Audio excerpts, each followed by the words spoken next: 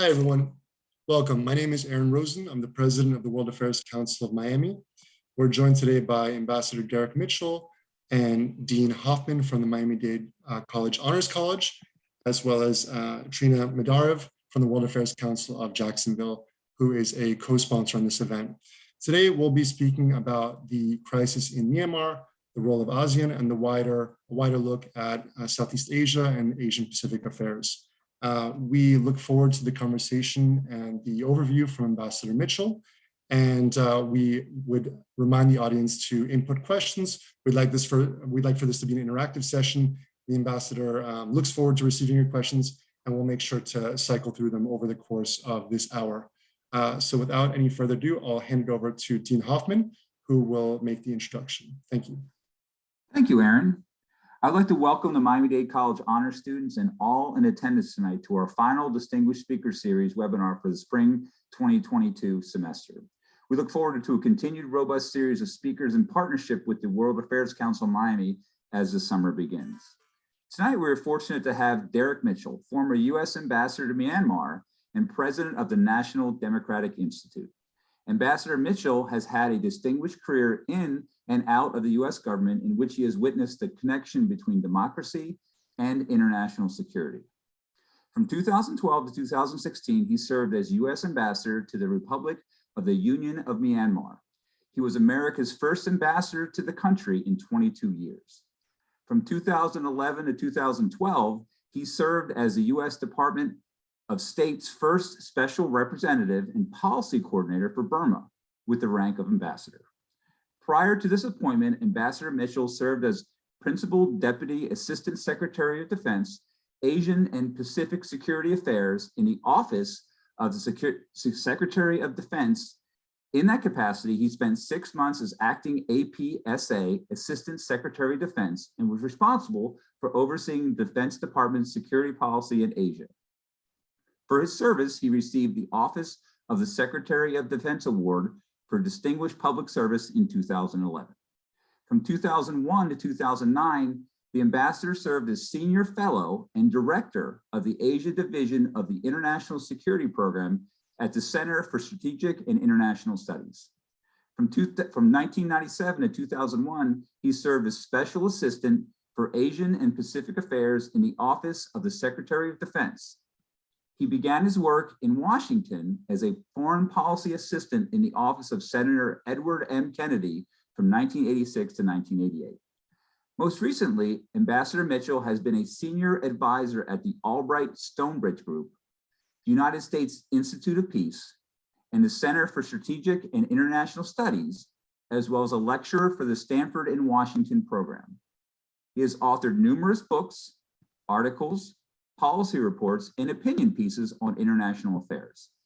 He is the co-author of China, The Balance Sheet, What the World Needs to Know Now About the Emerging Superpower, and China and the Developing World, Beijing's Strategy for the 21st Century. Ambassador Mitchell received a Master of Arts in Law and Diplomacy from the Fletcher School at Tufts University and a bachelor's degree from the University of Virginia. Please give a warm virtual welcome to Ambassador Mitchell as he discusses the crisis in Myanmar in the context of global politics and international relations. Ambassador Mitchell. Thank you, Dean Hoffman. Thank you, Aaron. Good to see you, Aaron, once again. Thank you all of everyone out there in the audience. I can't see you all. There's only 3 of us here, but I imagine there are some folks out there, including students I hear. It's my honor to be the final of the season, which I didn't realize that's quite a burden on my shoulders to make sure we keep people interested as the semester proceeds here as a final speaker. And it never fails. Just as we started here, my dog walks up right beside me to stare me in the face. I hope he does not bark, but he joined me in Myanmar. He has a lot to say, I think, about this topic, but hopefully we don't hear too much from him.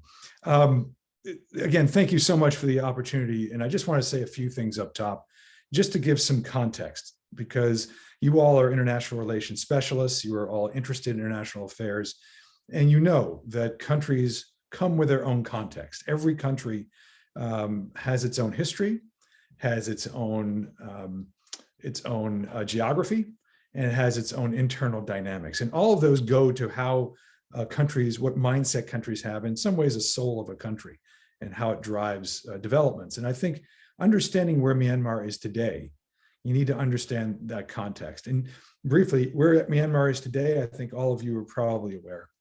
They had their third military coup in 60 years. They had a coup in 1962. They had one again in 1988. And they had one in 2021, just last February 1st. And it's really been back to the future. It's sent the country, unfortunately, spiraling backward in terms of its economic and social situation. And we'll talk a bit, I know Aaron will ask questions. We can get to some of how we got to where we are, the times I was ambassador over the past decade, and how in the near term we got to this point and where we can go from here. But to give you that grounding, just very briefly, so you can understand Myanmar in context for those who don't know. And of course, it is in Southeast Asia, it is a bridge. Geographically, it is a bridge between what we consider South Asia and Southeast and East Asia. And its geography definitely plays a part in its mindset and how it views the world in itself. It is 54 million people, at least according to the latest census, and maybe a bit more, 55, 56. But when I was there, the census said 54 million people, and it's surrounded by about 3 billion. Imagine that. It is 54 million people surrounded by 3 billion. It's got China in it towards its northeast. It's got India to its west. It's got Bangladesh to its immediate west, southwest. And it's got Thailand and just a little bit of Laos, but I don't know if Laos counts in the 3 billion so much. But this is their environment. And that geography makes them think in terms of insecurity. They're 54 million with 3 billion. If these countries, these large countries on their border, decide that they want to take on this small country, as they have through history, they feel quite vulnerable to external influence. So their mindset and their identity is very much focused on protecting, defending against outsiders coming in. So it's protecting against Chinese influence, China. It's protecting against potentially India. They are proudly Buddhist and historically Buddhist. Mandalay, which is their second city, not their capital, in the north, Mandalay, all have heard of Mandalay. It was a center of Buddhist scholarship. And they are proud to think of themselves as devoutly Buddhist, as they are, and the last bastion of pure Buddhism. So they see themselves as on the ramparts of a marching, creeping Muslim, march. That's their mindset.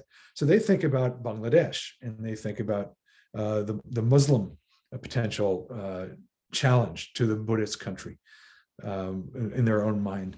So that and in Bangladesh, there's 180 million people, bordering an area of about 3 or 4 million, just right there on the border. So they have that mindset of instability and insecurity and protection. That definitely drives that sense of identity. Secondly is the history, which is also informs that sense of instability or insecurity. They were colonized for a good 60 years or so by the British, from 1885 until 1948, January of 1948. So that idea of big powers, even Western big powers or large powers, being colonized and being kept down, that sense of humiliation is also very deep. And that drives their feeling towards big powers on their border and beyond. Third is the internal dynamics. And, Burma or Myanmar, I call it Burma, it's somewhat interchangeable. We can talk about the name issue. But their internal dynamics are interesting because they're not necessarily one country. They've never held together as a single national entity except by force. So even before British colonialism, when there was imperial days, when they had kings, those kings would unify aspects of what is today Myanmar by force, and then they'd rule it over it. And different ethnicities in this area would rule by force through these kings. Colonials came in, imposed a certain degree of unity by force, divide and conquer different ethnic groups, different religious groups against each other. And that's how the British did that in India. They did it in Myanmar and Burma in those days in the same way. So that internal fractiousness, that division inside the country, is also a very important thing to understand. And in fact, right after independence in 1948 from the British, when they became independent, they almost went immediately into a civil war where parts of the country were at war with the others. And it's considered the longest lasting civil war in the world is in Myanmar. So when people think about the coups and military domination and Aung San Suu Kyi, the democracy leader, that's in the context of a raging civil war that has been going on essentially since 1948, 1949, since independence, for the last 75 years or so. And that drives also how people in the country think, how the military thinks. The military has told itself, again, from history, the only way we can hold this place together is through force. And that if we weren't here, this country would fall apart. And they're very wary of outsiders using the internal fractiousness to divide and conquer and to kind of keep folks divided and to weaken Myanmar. So this very complex dynamic of internal fractiousness, external domination and fear of external domination, and of neighbors that are just hovering on them, both in their view religiously as well as in other neo-colonial ways, drives this sense of insecurity and a national identity that is quite proud, but is quite vulnerable in their minds. So if you look at the history since 1948, right to the present, right to the last year, and the coup, understanding this mindset, this division between within the country, the civil war that's gone on, and then the democracy, the drive for democracy that has been an unrequited kind of desire among the dominant ethnic group who are called Burmans, the Bamar, which is where the term Burma comes from, is the dominant ethnicity. It's called Bamar. That's what Aung San Suu Kyi is. That's what most of the military is. And what they're fighting is for a democracy that largely is a Bamar fight for democracy, even as the civil war rages. And they fight for a type of democracy that's a federal democracy, over time. So it's quite complicated. So when people in the old days, say 10 years ago, 15 years ago, this was a very easy issue. When I was learning it, when I was first interested in it, when I worked for NDI back in the 1990s and first met Aung San Suu Kyi, she was this iconic democracy leader. She was on bumper stickers and she was just sort of a symbol of the global democratic movement. And in those days, it was very simple. It was the lady and the junta, right? It was the democratic lady who led a political party that had been suppressed, put under house arrest. And there was a brutal junta that was trying to take power and suppress the human rights and democracy of the country. Very easy, black and white. And that's how we all love to think about it. But then once you scratch the surface, like any country, you scratch the surface of the dynamics, the true dynamics of the country. And it's not that that's wrong entirely, but that the dynamics are much more complex. And the lady, we find out, is a politician. And she says, I didn't even ask to be an icon. We can talk about this. This is my personal experience during my day, because I didn't ask to be an icon. So I've always been a politician. I've always been trying to gain power, and I've always been leading this political party. And the monks in the military. The monks, the Saffron Revolution of 2007, they turn over their bowls, and there was monks in the military. The monks were viewed as idyllic, but then we find some of the monks are racist. It's hard to believe. Monks, racist, violent monks, aggressive monks. Well, people who put on that robe, some of them are preach hate against the Rohingya, the Muslim community that we can talk about that was pushed out a couple of years ago and now considered by the US government as a genocide. But you have the monks in the military, and yet now we're finding some of those monks have been supporting a genocide.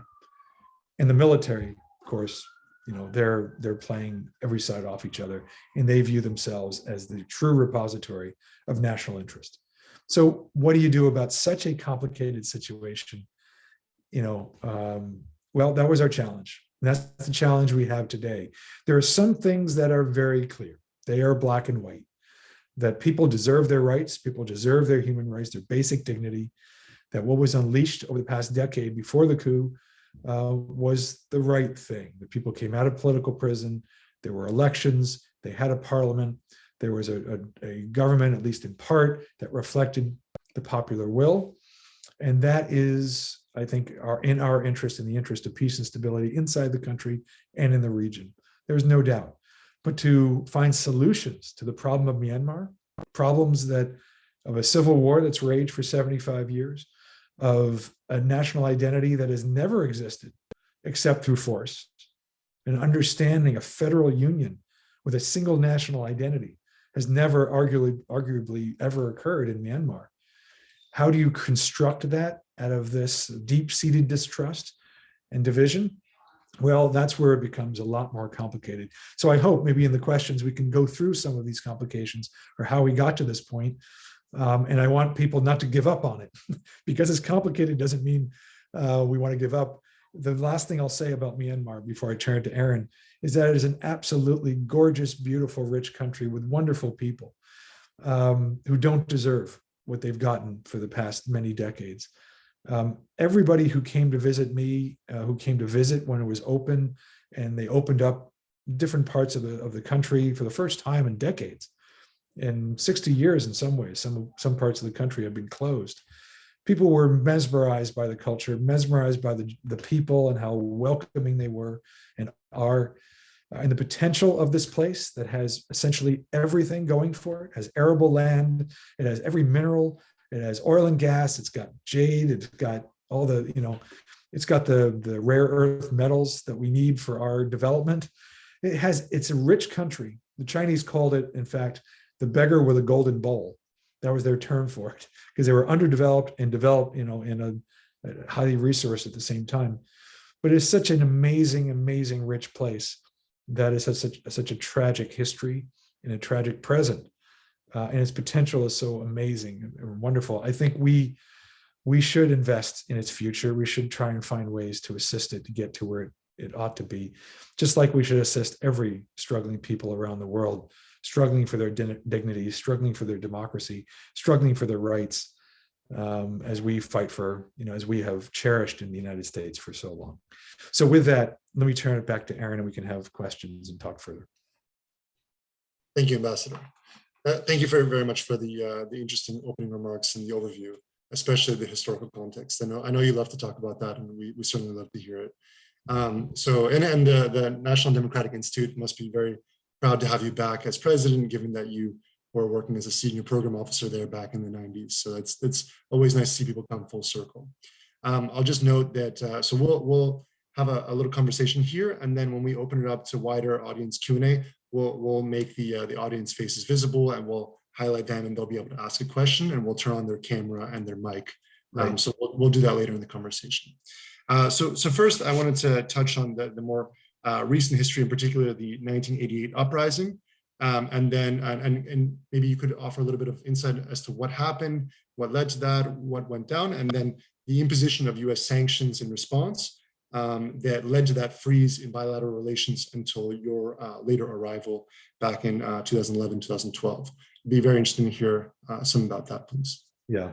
Well, I mean, again, there was a coup in 1962, and that coup led to a kind of one-party socialist state, single individual, and they win.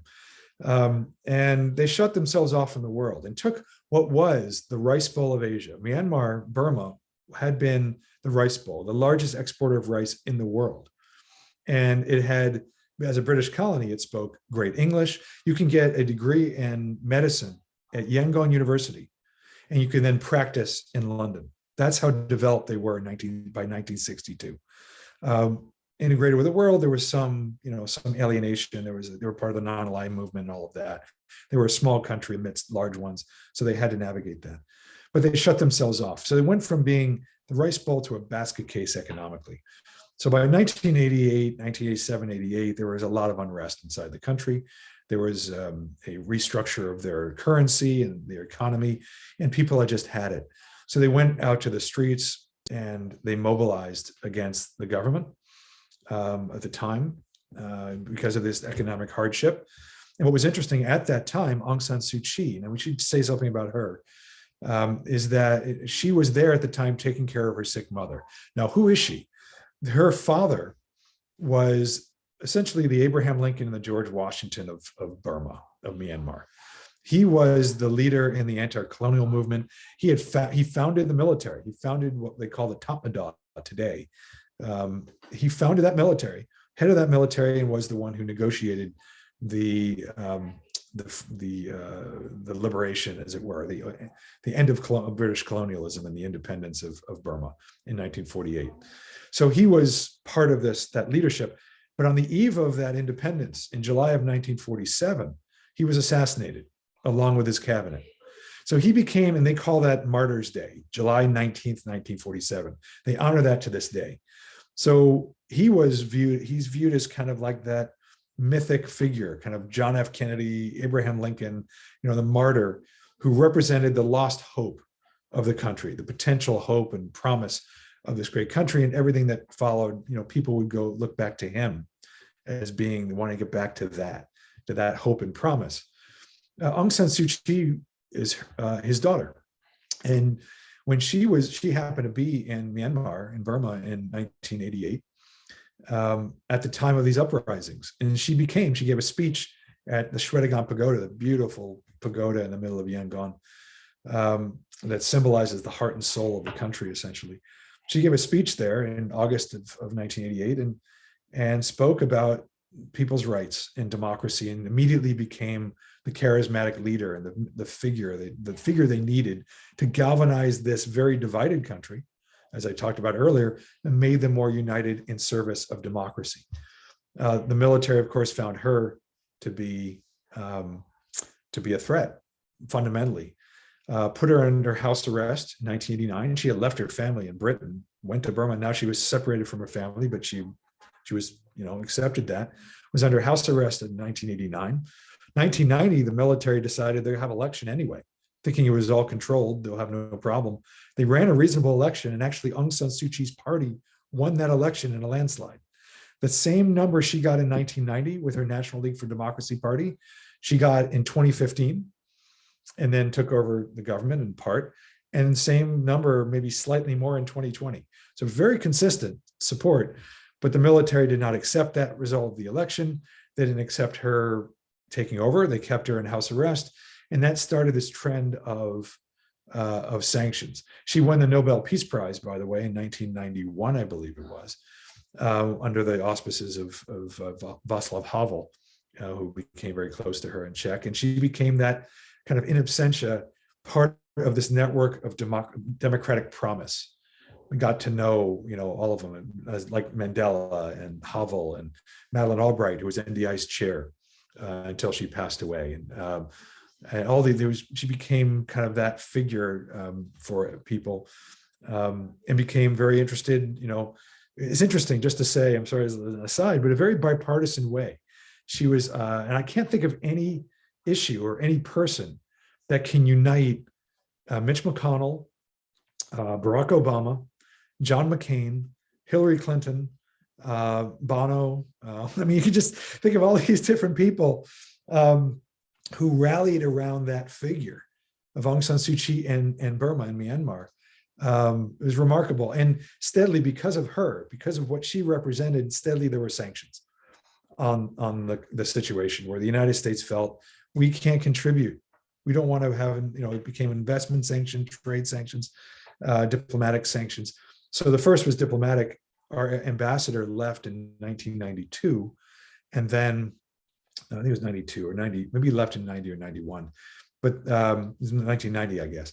When he left, the decision was not to send another ambassador. So it was a downgrading of relations. We never ended relations. We always had an embassy, but we had a charge instead of a full ambassador. And that charge continued until 2012, when I was named the ambassador after serving as a special envoy for the previous year, and after there were release of political prisoners and movement on reform. I was wondering if you could touch a little bit on the conversations that had happened, between President Obama and Secretary Clinton at that time to decide to send you back to Myanmar after over 20 years of having no ambassador there. If you could share a little bit of insight into what some of those conversations might look like at the highest levels of the U.S. government. Well, there was an openness. I got the position as envoy because it was It was actually a position that I called to be created. I wrote a piece for Foreign Affairs. It was interesting timing. I happened to be on a kind of sabbatical, I couldn't call it that, but I was at CSIS, the think tank. I got the opportunity to be at Peking University at their Center for International Strategic Studies under Wang Jisa. Some of you may know him, Jia Jingguo, and I was, studying Asia. They gave me the opportunity to sit there and do some work back when relations with China were better. And I always wanted to write something on Myanmar and Myanmar policy, which I did. So I wrote a piece while I was there I think it was in April or so of 2007.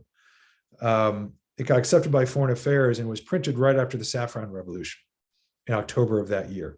And what it called for was a special representative, special envoy, to unite policy, because we had very disparate policy, not just within the United States government, but with Europe and others around the world. We needed to coordinate. So I called for that. Congress thought it was a good idea. They called for it. They authorized it to be created. Another special. I think all of you know that these specials get proliferated in the US government.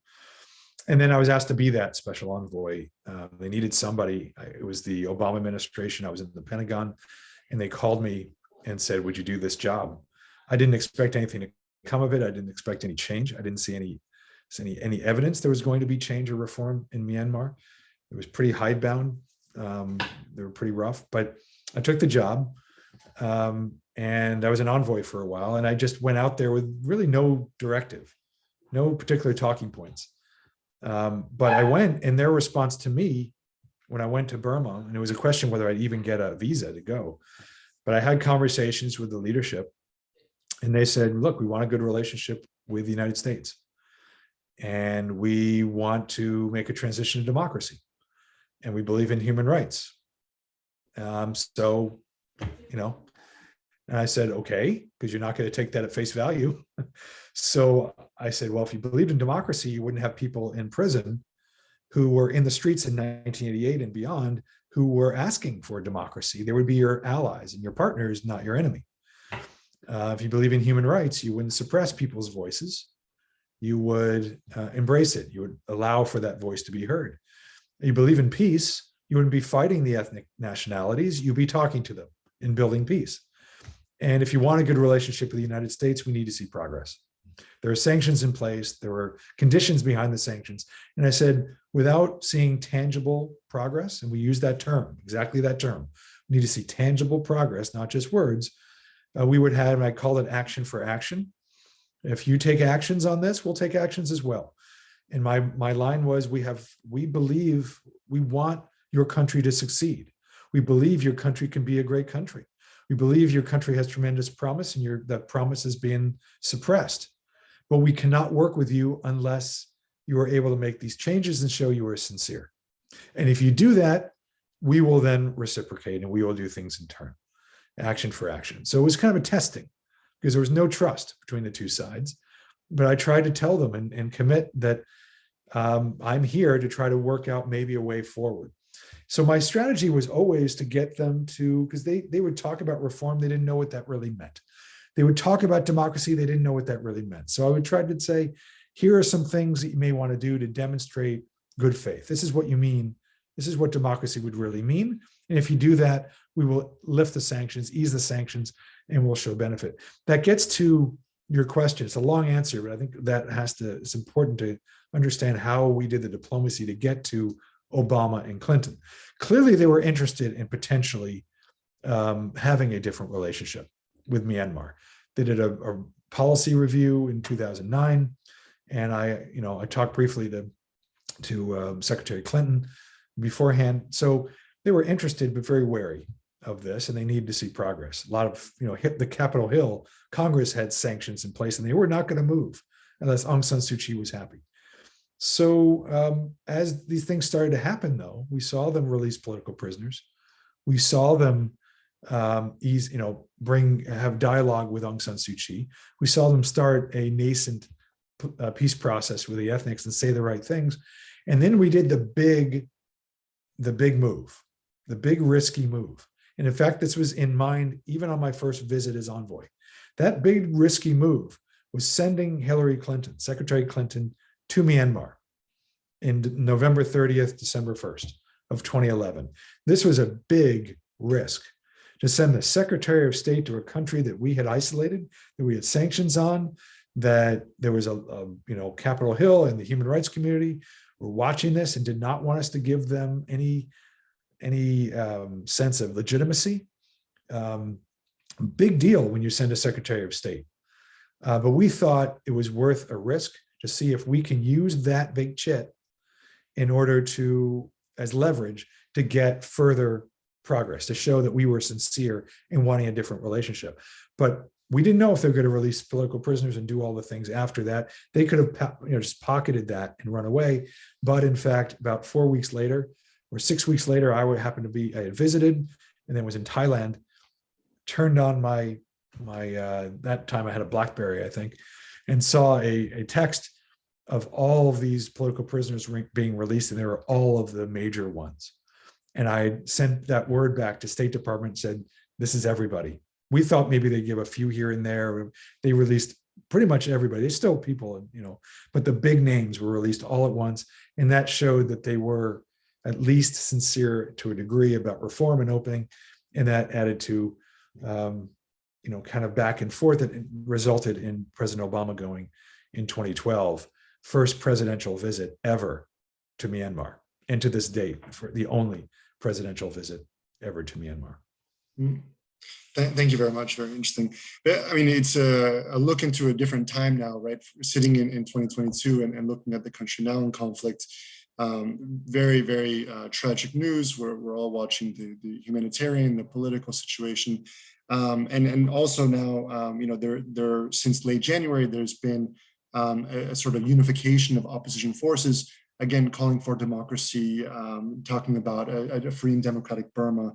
I was wondering if you might be able to touch a bit on where the opposition movement is right now, who they are, and what they really mean when they say they want a democratic Myanmar, what that country might look like, what their vision for the future is. Yeah, there's no single vision for that, unfortunately. There's a lot of terminology, but they talk about a federal union, federal democratic. For instance, the government now, we can call it the opposition, but they're the democratic forces that they call now the National Unity Government, and then there's all kind of different nomenclature, but I should say the democratic opposition. They put together a federal democratic charter recently. But it's a question, as I talk about, there's an ethnic divide. There are different dreams for what the country should look like. They talk about democracy. They recognize that democracy is essential. Democracy simply means that people have a voice in their government. And what the ethnic nationalities wanted, and what they've been fighting the dominant Bamar ethnicity all these years, is they want an equal voice. They want to have a voice in what happens locally. They don't want to be dominated by any single ethnic group. And they want to have some say in the resource extraction and the money being made, and equal human rights and not being treated as lesser. So that's the vision, I think, that the democracy forces have. How that breaks down in practical reality is much harder. And Aung San Suu Kyi started that process. I mean, in fact, it was started by her father, Aung San, in what they call the Panglong process, Panglong Agreement, that was supposed to be the start of an ethnic unity in the country. She started something called the second Panglong process when she took over in 2016, but she didn't get very far. And in fact, she didn't handle the situation very well. She didn't really understand what the ethnics were looking for. And I'm not sure she even understood democracy entirely. I hate to say it, because I think she saw it as simply getting elected to office and having institutions. But democracy is about, equal justice under law. It means people having equal voices. It means the right to have civil society and have, civic voices, inform, a balance or a balance of power, or a separation of power in government, so that there's checks and balances. All of that has to be worked out. And what does federalism mean precisely in a Myanmar, where you have such ethnic diversity? What does it mean for, division of power between local and central?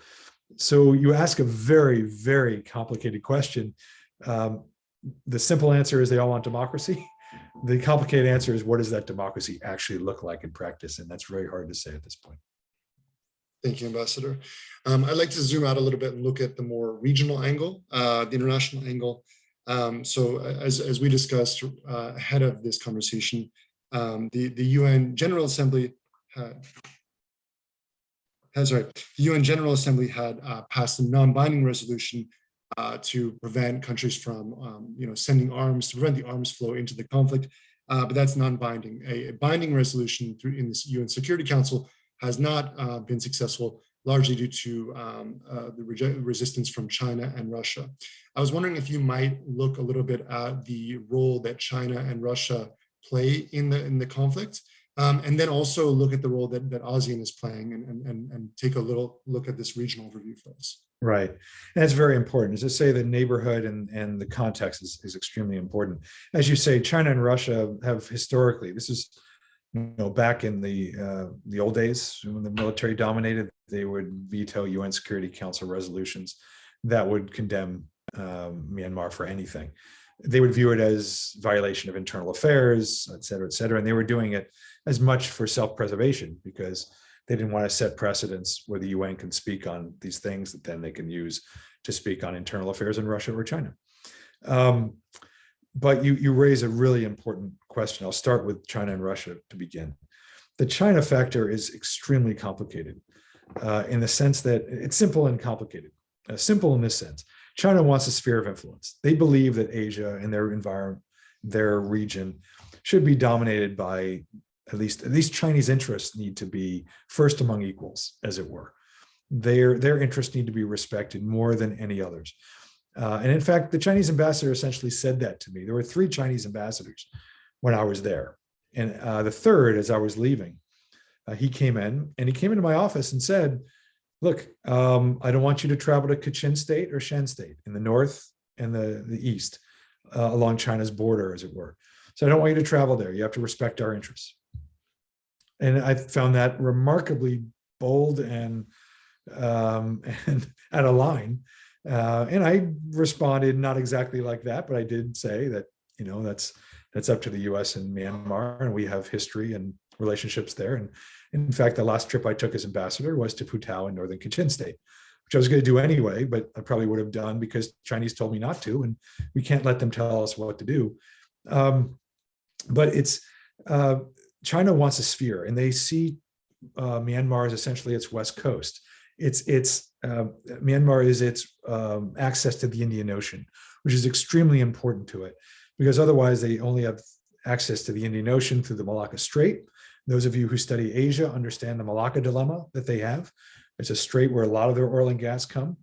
A lot of their trade comes through there, but the United States dominates the sea lanes in Asia. So to avoid the Malacca dilemma, the Chinese feel that Myanmar is strategically important. So they're trying to, they have, of course, Belt and Road infrastructure, the Myanmar-China economic corridor that runs from Yunnan province all the way to the Indian Ocean, very important. And then they need the oil and gas to be offloaded there to go up to their China's west. All of this is very, very critical to their economic development and to their security. And as I say, they care most of all that the United States does not have much influence. They do not want Western or US influence. And of course, they're concerned if Myanmar becomes, this isn't huge concern, but some concern, if Myanmar becomes a thriving democracy, that could potentially have impact on internal affairs in China. Well, if Myanmar has it, why can't we? Now, the coup was not necessarily in their interest. Because, and we haven't, if we had this conversation 2 years ago, we wouldn't be talking about democracy. We'd be talking about the Rohingya. And 2 years ago, now it's 5 years ago, the Rohingya tragedy, and it continues a tragedy, of course. Aung San Suu Kyi was sort of on the wrong side of this. As people may remember, maybe they don't remember, that she went to The Hague essentially to defend the country and the military abuses against the Rohingya, saying, well, it wasn't as bad as you say. There were others that got hurt. You don't understand. You don't have the facts. And this wasn't crime against humanity. It's not genocide. But she essentially got herself in a situation of defending this. The problem, there's no other way of putting it. It's a crime against humanity and likely genocide.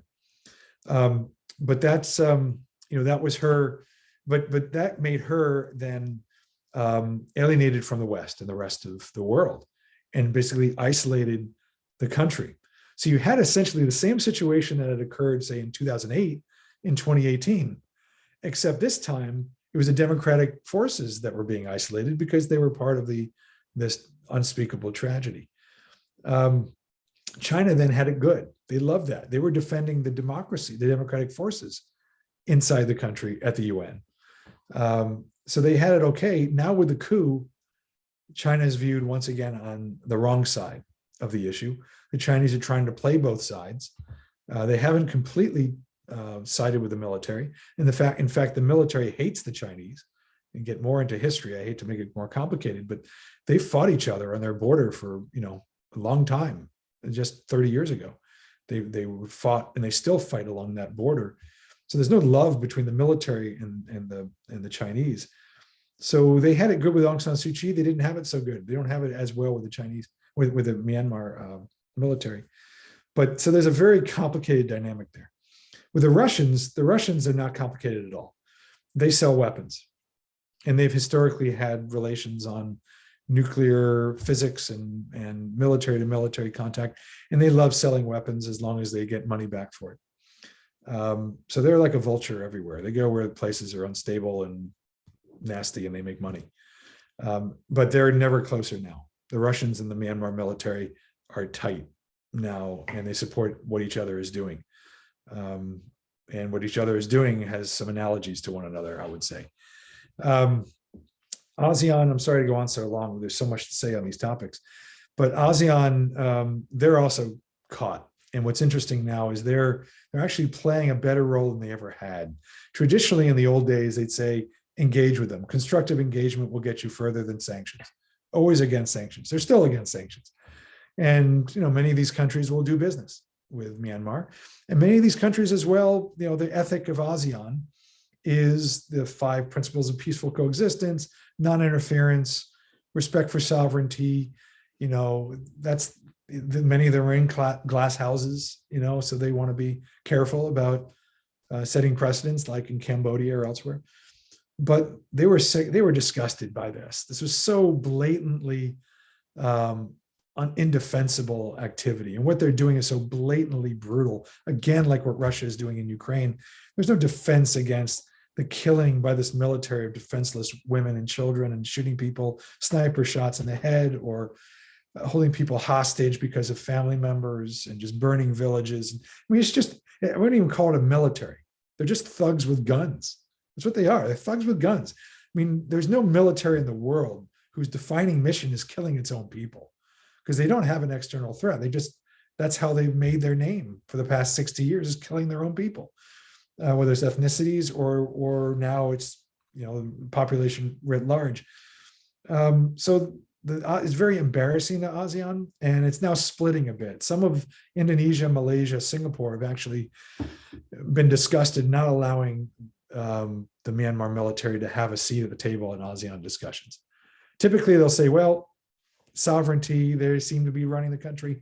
We'll let them sit in these halls of power and conversation. They're not allowing it to happen. I think the US government is having something to do with that, but I also think these countries are having something to do with that. And in fact, you can make last thing I'll say, that you can make the case that the military does not control the country. They don't. They just sit in the capital. But in fact, the coup has not worked. They do not control this country. It is now a free fall economically, and it is not controlled. There's just chaos in much of the hinterlands of the country. Thank you, Ambassador. With that, we'll start to open up for audience Q&A. Our admin will make the attendees' faces visible, and we'll keep the attendees muted, but call on those specifically who have submitted questions in the Q&A submission area. I'd like to remind everyone to please keep their questions concise and to the point. That way, multiple people can have a chance to ask questions. I'll also note that questions can pertain to the situation in Myanmar. They can also pertain to wider Asia Pacific, as the ambassador oversaw the Defense Department's Asia security policy more broadly. And of course, as president of the NDI, questions can also pertain to democratic institutions, democracy building, these kind of concepts, which the ambassador would also be comfortable speaking on. With that said, let's see. Our first question is from Daniel with regard to Myanmar conflict and Russia, Ukraine. Daniel, let's see. Let's allow you to talk here and ask your question.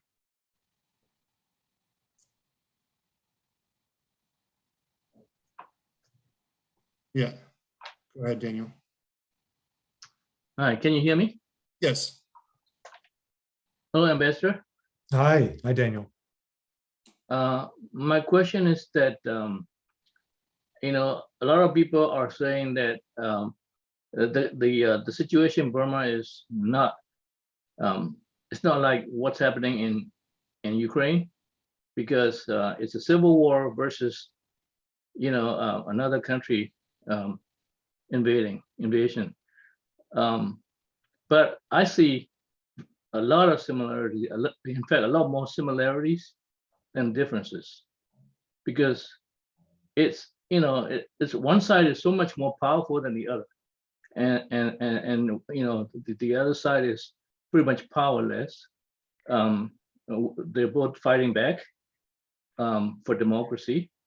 So to me, it's more similar than different. I would like to hear your opinion about that. Yeah, I actually agree with you in a sense. Obviously, there are no perfect equal, analogies, and there are different situations and contexts. But I've said that I thought that what's happening in Myanmar is a domestic version of what's happening in Ukraine. I consider the military to have invaded the country in essence, and with impunity and doing whatever it can to impose its will on a population that is simply not accepting it, that is defending its own rights and its sovereignty against an invading power. It just happens to be the invading power is domestic, and a bunch of, I say, thugs with guns who call themselves Myanmar citizens, but really are seeking domination. But yes, the dynamics are the same in that way. And people should recognize that the people, and this gets to the issue of global democracy that you mentioned, Aaron, and what we're facing around the world. And people talking about the decline of democracy. And yes, there are measures that the democracy is declining and people are frustrated. In the United States, people are frustrated with the quality of our democracy and such. But I would say more appropriately, democracy is under attack. And the people of Ukraine were on track for democracy, and they were proud of the fledgling democracy and the things that they were building, and that NDI was working on with them. We had a large office there. We still have people, we were engaged with daily who worked there on that democracy. And I think that was a thing that was a threat to the Russians because of what that would say, about their own situation in Russia. They don't like to have a democracy on their border. And the same thing in Myanmar. The democracy there, people cherished. And people said last year, or it would be now, 2 Novembers ago, on the eve of the election in 2020. And this is a lesson to folks who hear that, well, people don't care about democracy so much. It's just about this or that. The polls were saying, well, young people don't really care that much about democracy in Myanmar. There may not be as much of a turnout in the election in November 2020. Well, the turnout was pretty good. And then when democracy was taken away from them, they came out in force and said, keep your hands off this democracy. Joe Nye talk about security being like oxygen. You only know it when it's not there. And it's the same with democracy. People get angry at democracy, they get frustrated. We all, criticize, and but once it's gone, once you don't have a voice, once you have a dictator coming in to try and, instill their control over you, well, look what Myanmar people are doing. So in that way, I absolutely agree with you, Daniel, that Myanmar is an analogy to Ukraine. It's simply a domestic version of it where people are simply not going to take this aggression against their rights and their dignity, and they're going to fight to the end. Thank you, sir. Thank you. Thank you very much, Ambassador. Our next question is from Abdul, and it concerns sanctions as well as groups that may be good to help. Abdul, go ahead. We will unmute your mic. Yes. Please keep your comments concise. Thank you. Yeah, appreciate your point, and I think it's super important. I think another point that's super important that we have to look at is that this mix of ethno-state movements like we're seeing in Modi's India, We're seeing it. We've seen it earlier before in the toxic mix and everywhere from Afghanistan. And I would even say, unfortunately, it's a thing to watch out in Israel, even though I'm a firm believer and we need a peace that everybody can live with in the Middle East, Persian, Arabs, and our Jewish friends. We have to be careful because the toxic brew they're mixing up in Myanmar, where military, religious, and foreign sponsored state and external state sponsored can be scale. We're seeing the effect it's having in Bangladesh, not just with the actual people leaving there, and we're seeing the same thing in Ukraine. And I think that it's important that we approach this like we did the global war on terror, in a way that we see it's a world scale, externally funded by well-funded organizations. I would call it, even like our representative of California has called it, the global war on democracies. And we have to be willing to scale successful support to groups, just like we're doing in Ukraine, to groups like the Burma Rangers, who reach across religious and ethnic groups to support them. And they've got respect by all groups. We can't look at this as an internal effort because it's being funded by Russia. It's being funded by external companies who would take advantage, big scale ones. And I think we have to attack it like we are the oligarchs' money affecting external democratic countries and having an impact. It's super important. Yeah. I mean, the issue of kleptocratic governance, of crossing borders, supporting one another, is very important. There is that kind of illiberal international going on. I won't speak to specific countries necessarily, but there is that kleptocracy and that desire from an elite to control all the power and money. And they will use sort of, as you say, ethno-nationalism for that. You'll see that in Hungary, you'll see that elsewhere. And it's not I would recommend, and maybe many of you saw this, but I recommend to all of you the comment by the Kenyan UN ambassador in the aftermath of the UN of the Russian invasion of Ukraine, where he spoke about their colonial, post-colonial power.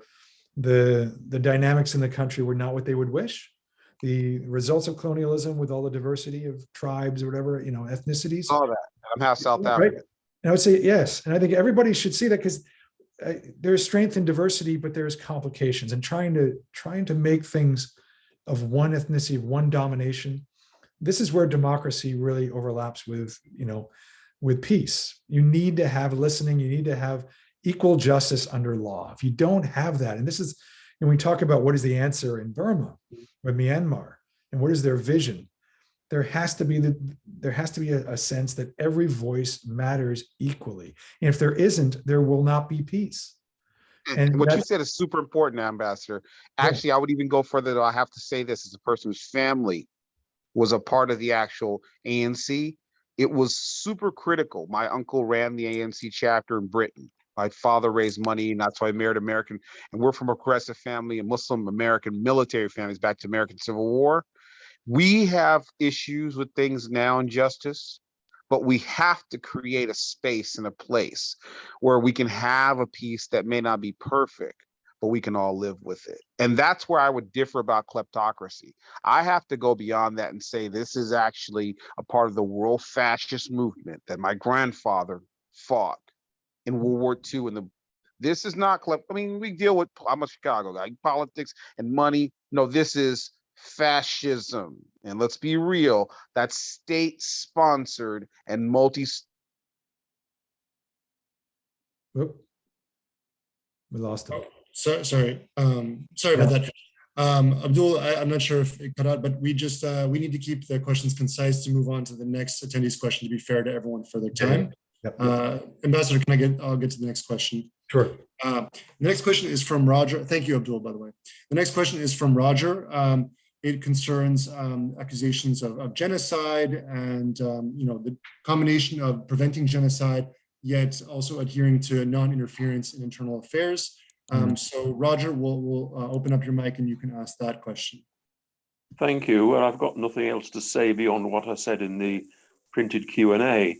I mean, I don't really know whether the treatment of the Rohingya population is genocide or not. I mean, everybody seems to say so, but I just really want to know how countries, particularly a former imperial country like Britain, can deal with genocide in other countries without interfering with the internal affairs of sovereign states.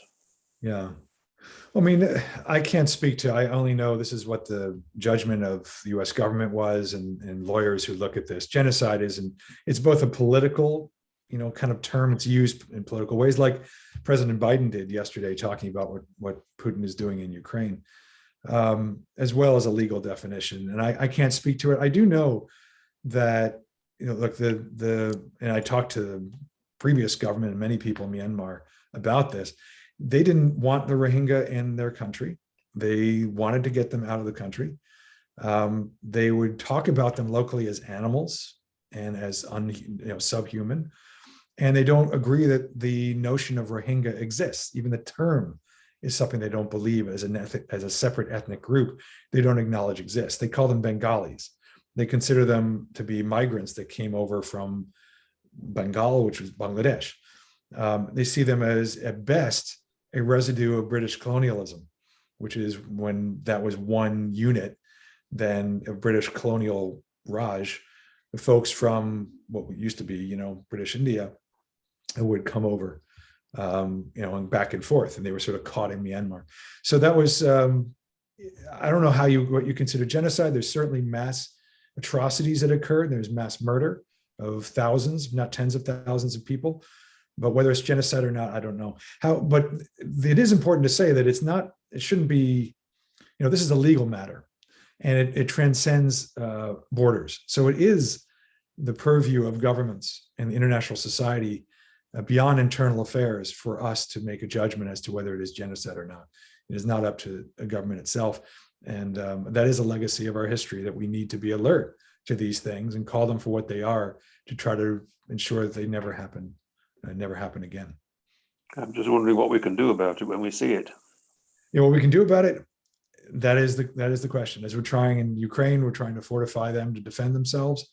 Otherwise, with the Rohingya, try to get them justice and get them, we can go into long detail what justice would be, get them back to their homes in Myanmar somehow, keep them educated and nourished where they sit in Bangladesh, get them resettled somewhere. Is there a right, and this is what the UN is struggling with, is there a right to protect? We talked about this 20 years ago, a right to protect. Well, no one's really, and that means, our militaries can go in and prevent it. Is there truly a responsibility or right to protect? There's not really a consensus on this, and this is where it gets difficult under international law of what we actually can do to prevent it. One way it was prevented, by the way, potentially, was Kosovo. Against two things that were said have to do with my old chair, Madeleine Albright. The previous speaker, Abdul, talked about fascism. She wrote a book on this and about the rise of this fascist sentiment internationally. So you can read her book on that. But also Kosovo, in trying to prevent it. We went in there and we get knocked sometimes for doing so and bringing NATO in to prevent what would have likely been a complete genocide or a destruction of Kosovars. And to this day, there are people named Madeline, girls named Madeline, because of what Albright did to prevent it. Thank you. Thank you. Thank you, Ambassador. We're just entering the last minutes, so we'll wrap this up. But I'd like to close up touching on the humanitarian angle. The UN late last year estimates that approximately 3 million people in Myanmar needed very basic humanitarian assistance.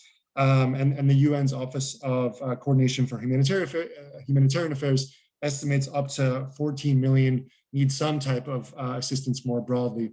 I was wondering if you'd like to close this out, Ambassador, by mentioning any ways that average people here in the audience might be able to help if they're so inclined to do so. That's a good question.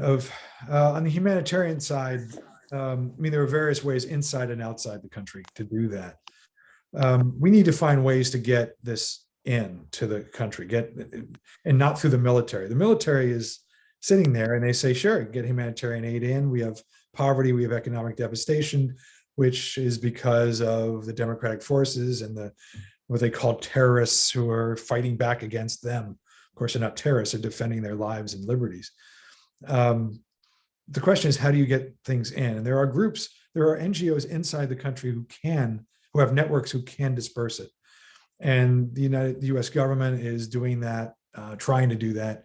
And there are other groups trying to do that. I can't give you a particular place to go, but we are trying to find, ways to ensure that can be sent in, if I may say, quietly and without much, fanfare, because the government of Thailand doesn't want to be seen as running afoul of the top Madal, the military, nor does the Indian government want to do that. And in fact, this morning, I actually had a conversation with the foreign minister, as it were, the external affairs minister this morning on this topic briefly to see what can be done across that border. So there are ways of giving to certain groups and trying to contribute that way.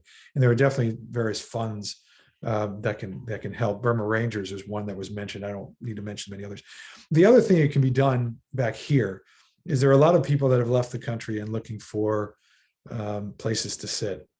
I'm constantly doing sort of refugee support documents. I'm going to do one tonight for an old friend who's looking to get support for their refugee status in the United States.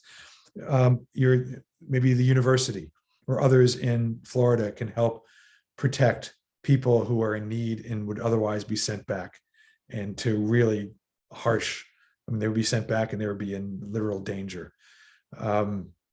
Support those types of petitions.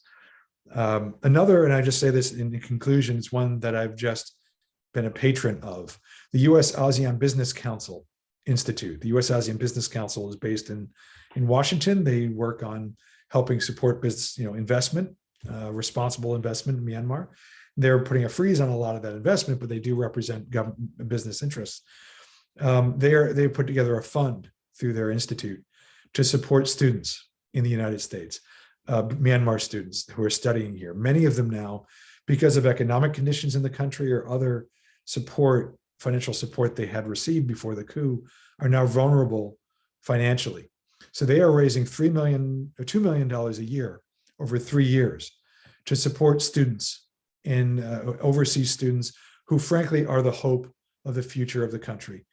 Only with that, you talk about all the devastation we've talked about. It started with this, the devastation of 60 years of taking the Rice Bowl and the promise of universities that were the best in the region, if not world class, to the devastation of today. The answer is the investment in the future, the hopeful future that the military has destroyed for 60 years. That is the students who are here, who are struggling, who can hopefully go back someday. Supporting them through this US ASEAN Business Council Institute student support initiative.